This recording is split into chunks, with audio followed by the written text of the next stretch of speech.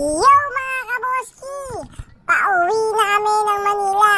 Galing pa rin sa Cebu Adventure. Pero syempre, hindi kumpleto ang biyahe kung walang pasalubong. Kasama ko pa rin ang tropang QAC at CM Ops ng Central Zone sa pag-ultimate pasalubong haul. Dito pa lang sa Cebu Dried Fish Market. Amoy pa lang, panalo na. Unahin na natin ang tatlong sikat na umagang esensyal ng Cebu. Siyempre, hindi mawawala ang dried danggit na pinaka-best ng Cebu.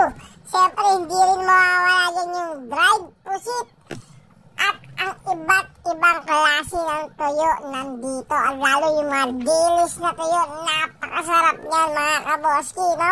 Kitang-kita nyo naman, napakamahal, napakasarap pala, sorry. Napakasarap yan mga kaboski, no? Talagang pag sa umaga, magsasahag ka, perfect na. Pagbukas pa lang ng plastic mga kaboski, ramdam na agad naamoy pa lang, kahit yung kapitbahay mo, pag naamoy, alam na galing ka na ng Cebu mga kaboski. Madalas itong dinadala para kay nanay, kay tita, kay lola, at kung kaninong tropa, binibigyan ng perfect sa sinangag to mga kaboski. Itlog, sabay-sabayan mo pa ng mainit na kape, napakasarap niyan, no? Huwag lang talaga mabasag yung ziplock mo, baka mag-amoy Cebu yung buong luggage namin sa aeroplano. So next stop mga kaboski, ang sweet and chewy dried mangoes. Dito lang yan sa Cebu pa rin. Ang OG nito, pagdating dito, tamis, asim at sarap, swak na swak pagpasalubong, lalo na sa mga office mate mong mahilig sa something sweet. Diba? Napaka-sweet talaga yan. Siyempre, warning lang, isang subo lang nito, diba?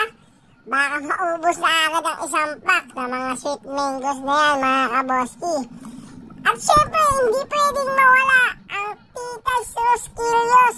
Sabi nga nila di ka raw tuloy ng galing ng Cebu kung wala kang dalang Rosquillos. Ito yung klaseng biskwit na perfect pang regalo. Kay boss, sa front desk, sa tita mo mahilig sa tsaa. Mula nung 1907 hanggang ngayon. Classic na classic ang Tita's Rosquillos mga kaboski, no?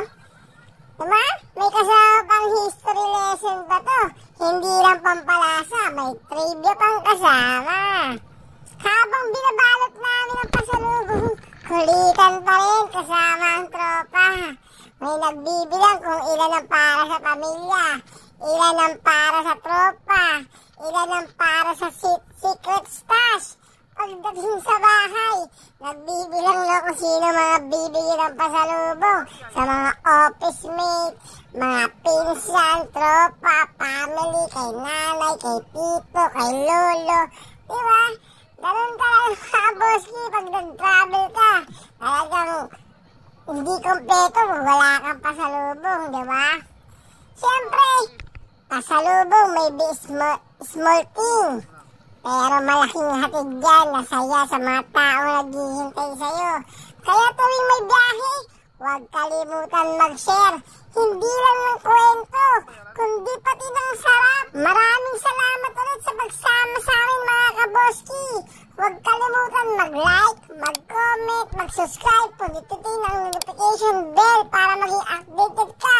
Pa-comment naman mga kaboski kung tagsan ka, para malaman ko kung saan umabot ang video na to. Mega love shoutout sa lahat ng mga subscriber, followers natin yan.